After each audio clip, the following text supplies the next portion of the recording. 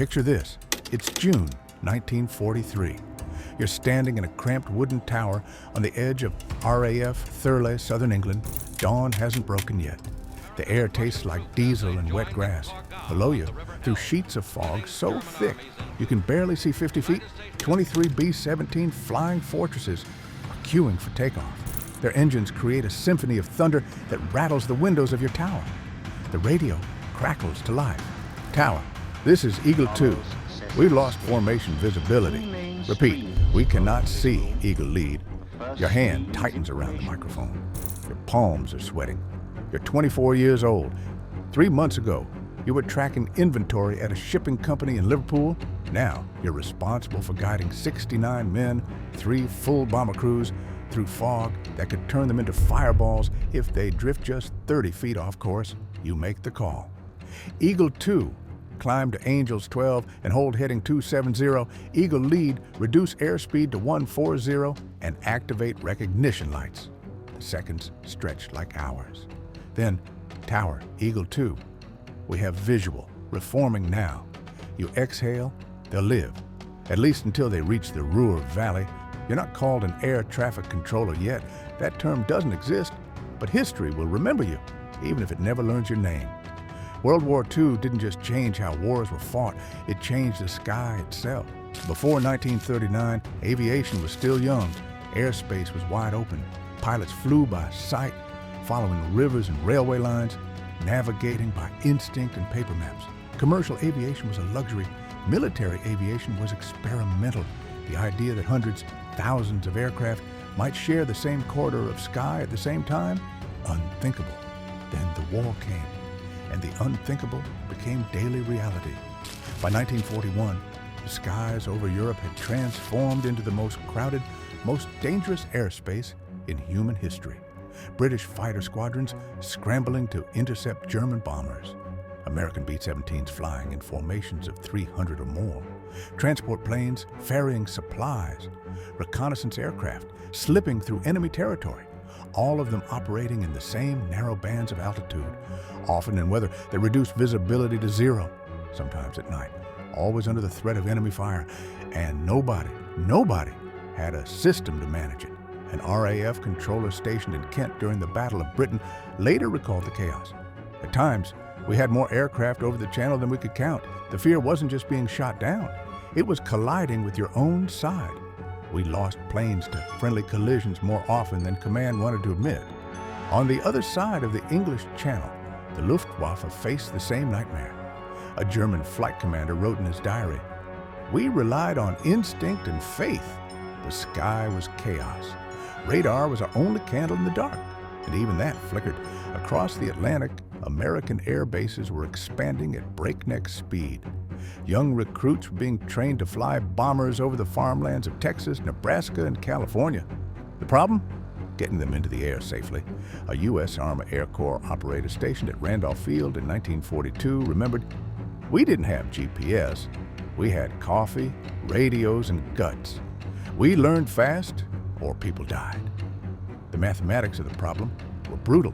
In a single year, 1943, the United States Army Air Forces alone operated over 80,000 aircraft. Britain's RAF had thousands more.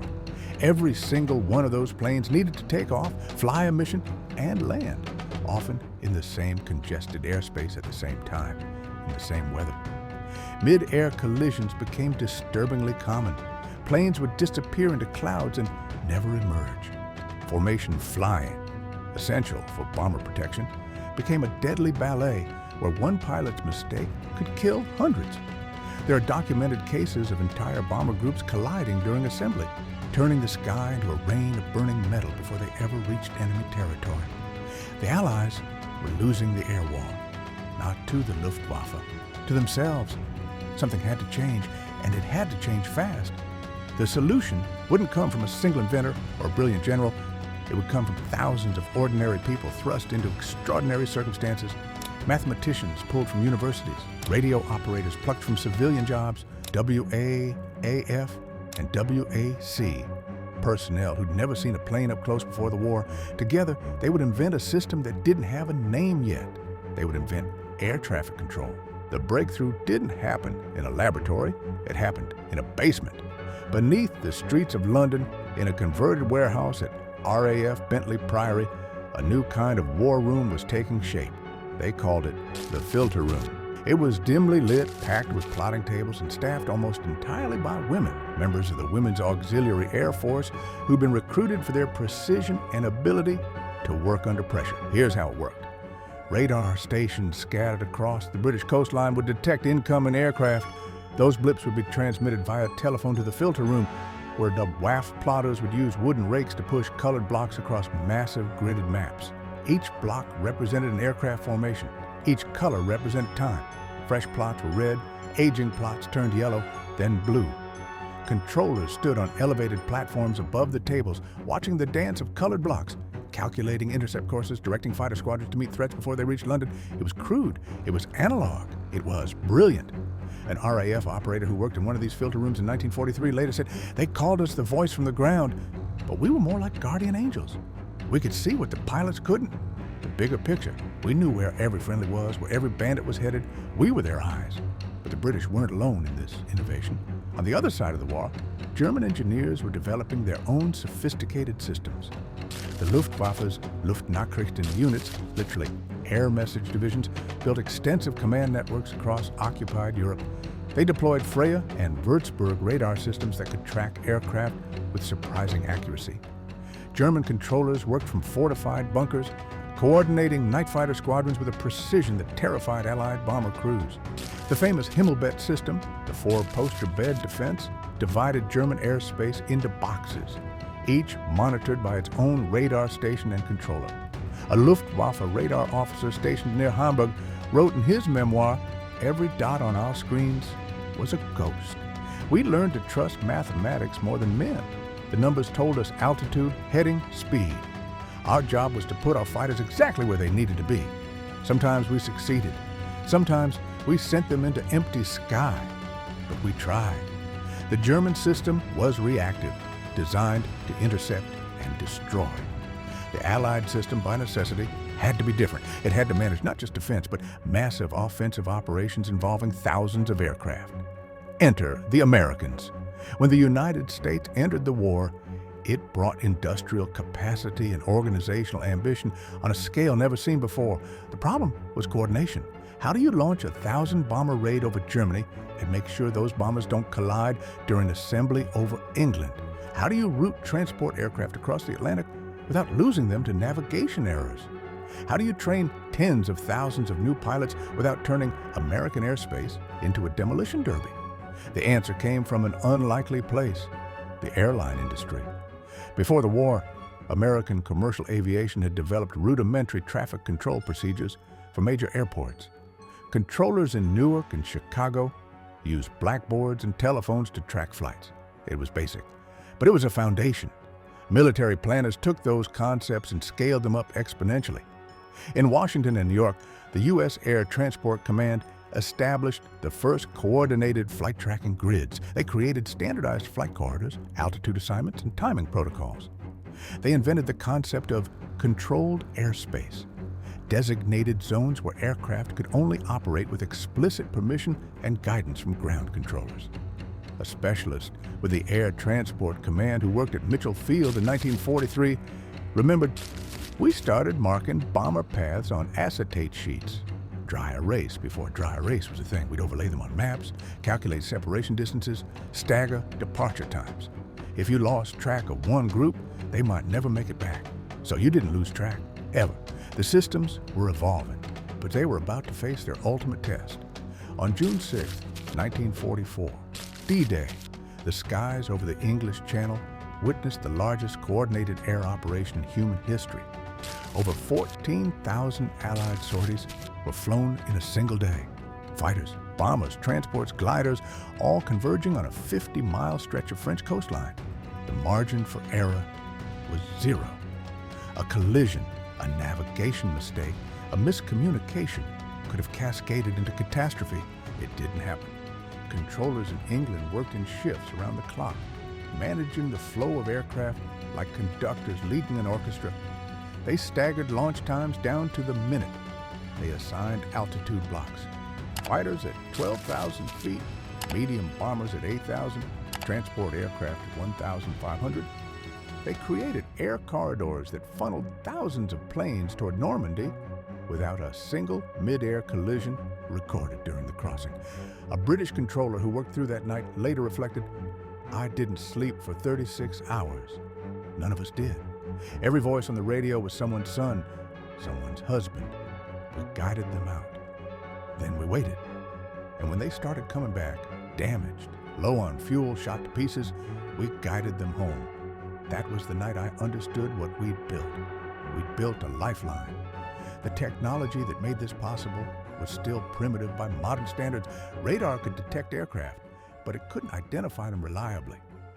Controllers relied on radio communication, timing protocols, and something that sounds almost quaint now, trust. Pilots trusted the voices on the radio. Controllers trusted that pilots would follow instructions precisely. The system worked because everyone understood their survival depended on cooperation. But technology was advancing fast. By late 1944, the Allies had deployed a revolutionary new system called IFF, Identification Friend, or Foe. Transponders in Allied aircraft would respond to radar pulses with coded signals, allowing controllers to distinguish friendly aircraft from enemy contacts instantly.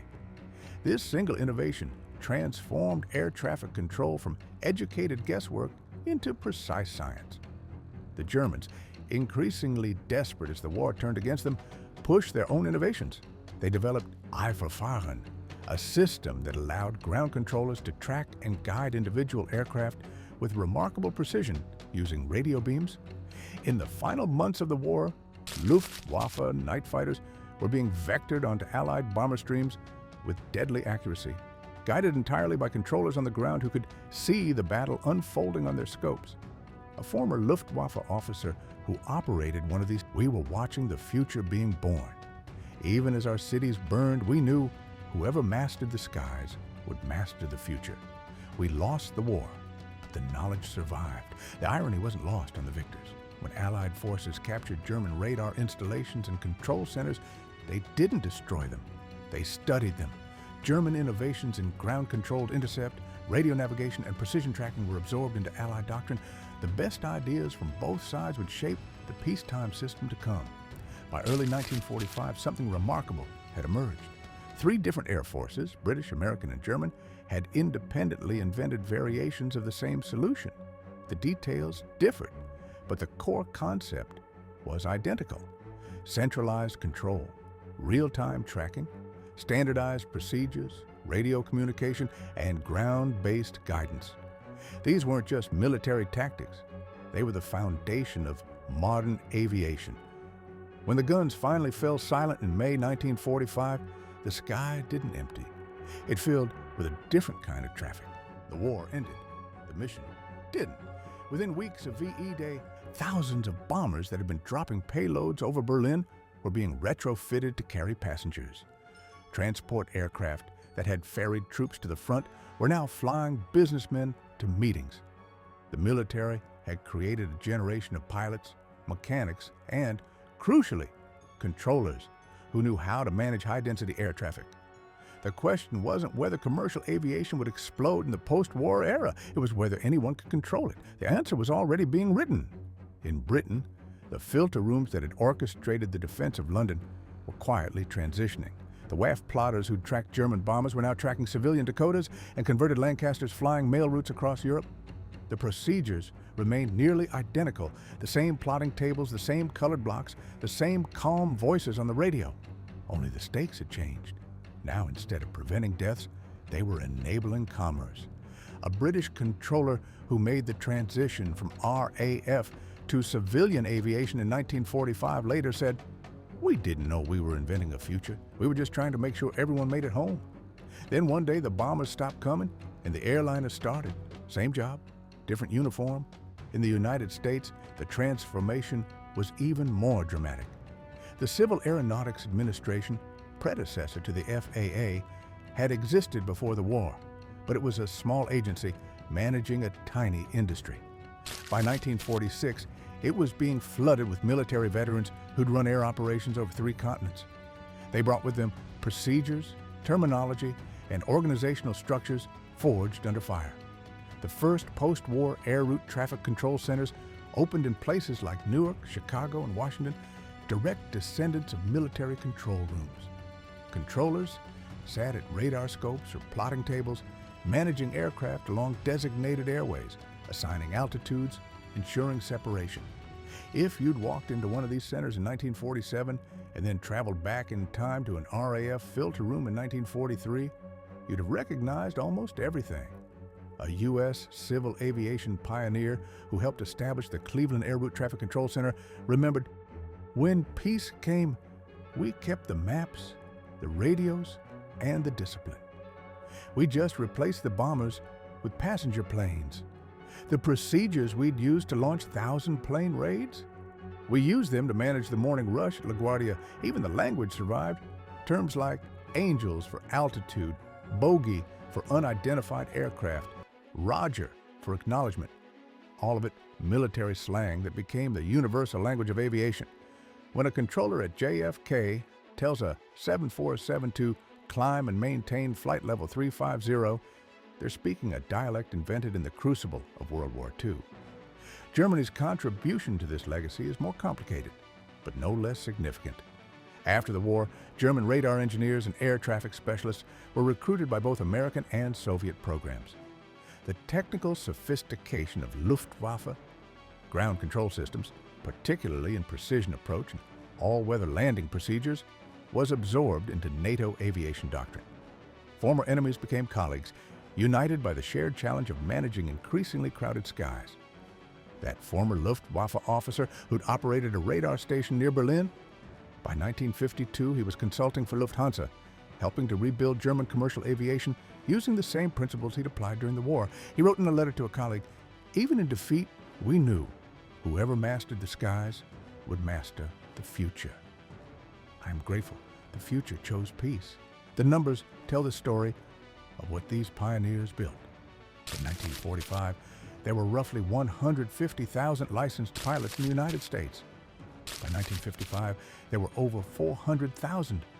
Commercial airline passengers grew from under 1 million per year to over 38 million in the same period. The skies didn't just get busier, they got exponentially more complex. And yet, aviation became safer. Why? Because the system worked. The system worked because it was built on something that couldn't be taught in a manual: human judgment under pressure. Every controller who guided planes through fog, every plotter who tracked formations across the channel, every radio operator who stayed calm while a damaged bomber limped home on one engine. They were making split-second decisions that algorithms couldn't have made and computers didn't exist to process. They were the original artificial intelligence, except there was nothing artificial about it. It was pure human intuition, sharpened by training, refined by experience, and motivated by the knowledge that lives depended on getting it right. And Americans, they took that foundation and revolutionized it. In 1947, an engineer named John Reid was working for the U.S. Civil Aeronautics Administration when he had an idea that would change aviation forever. Reid had served as a radar operator during the war and understood both the power and the limitations of the technology. Radar could show you where planes were, but it couldn't tell you where they were going. Controllers had to calculate that mentally, estimating speed and trajectory while managing dozens of aircraft simultaneously. Reid proposed something radical. What if radar could automatically calculate and display an aircraft's projected flight path? What if controllers could see not just where planes were, but where they would be in 5 minutes, 10 minutes, 15? The result was the automated radar terminal system ARTS, which began development in the late 1940s and became operational in the 1950s. It was the world's first system to combine radar tracking with computer-assisted flight path prediction. For the first time in history, controllers had a crystal ball. They could see conflicts before they happened and prevent them with minutes to spare instead of seconds. This was American innovation at its finest, taking a wartime technology, imagining its peacetime potential, and engineering a solution that nobody else had conceived. A RTS became the blueprint for every modern air traffic control system in the world. When you see a controller today looking at a screen with little data tags trailing behind each aircraft, showing flight numbers, altitudes, and speeds, that's John Reid's vision, born from the lessons of World War II. But technology was only half the story. The other half was the people. By 1950, the profession of air traffic controller had been officially recognized. These weren't just military specialists anymore. They were certified professionals with standardized training, clear career paths, and a growing sense of identity. Many of them were veterans who'd guided bombers over Europe or the Pacific. Now, they were guiding families on vacation, businessmen building the post-war economy, immigrants coming to America for a new life. One controller, who'd worked in the Pacific Theater during the war and later joined the FAA, said it best. "During the war, every plane I guided carried men going to fight. After the war, every plane I guided carried people going to live. Same skills, same procedures, different meaning. That's when I realized what we'd really built, not just a system for war, but a system for peace." The legacy is everywhere. Every time a plane takes off, every time it lands, every time you hear a pilot say, "Roger, approach control," you're witnessing the ghost of 1943. The tower at RAF Thurley is long gone. The filter rooms beneath London have been repurposed or demolished. The wooden plotting tables have been replaced by glass screens and satellite tracking, but the principle remains identical. Human beings on the ground, using technology and training and judgment, ensuring that everyone in the air makes it safely to their destination. The secret heroes of World War II didn't just win an air war. They built the invisible infrastructure that makes modern life possible. They proved that chaos could be tamed, that the sky could be organized, that thousands of aircraft could share the same space without disaster, if you had the right people, the right procedures, and the right courage. Today, air traffic controllers around the world manage over 100,000 flights per day. 9 million passengers take to the skies daily. Commercial aviation is statistically the safest form of transportation ever invented. And it all traces back to those young men and women standing in towers and basements and radar rooms, making life or death decisions with coffee, radios, and guts. When the guns fell silent in 1945, the war in the skies didn't end. It evolved. The bombers became airliners. The military controllers became civilian professionals. The radar that tracked enemy fighters now tracks your flight home for the holidays. Air traffic control wasn't invented by a single genius or a single nation. It was forged by thousands of ordinary people thrust into extraordinary circumstances, who discovered that the sky, vast and chaotic and deadly, could be made safe through human ingenuity, cooperation, and courage. They never asked for recognition. Most of them never got it. But every time you step onto a plane and arrive safely at your destination, you're trusting in the system they built. Picture this. It's 1943. You're standing in a tower, gripping a microphone, making a call that will save lives. You don't know it yet, but you're inventing the future, and that future is flying overhead right now.